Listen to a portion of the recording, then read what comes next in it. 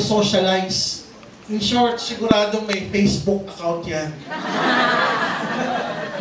Hindi yan masyado nakikinig. Gusto yan magsalita ng magsalita. Parang laging bida. In short, bangkero. Siya yung the life of the party.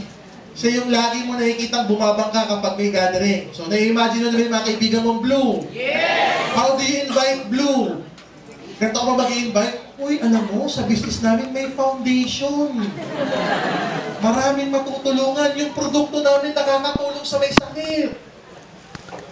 Is that the way you invite Blue personalities? No. Paano mo sila i-imbitahan? Ay, may meeting kami bukas. Ay, pare, ang saya ng meeting namin.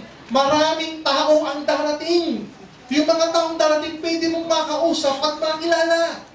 At higit sa lahat, may US trip kami. Pupunta ng Las Vegas. Grabe sa Las Vegas. Walang tulugan. Ang saya-saya ng meeting namin. Chances are, 99 to 100% yung mga Blue personality darating.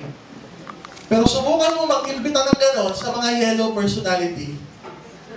Wala, hindi darating yun. Yung mga Blue, the way you invite Blue, you incorporate fun, travel, people, talking to people, di ba, mga outgoing na tao, mahilig magsalita, bihirang makinig.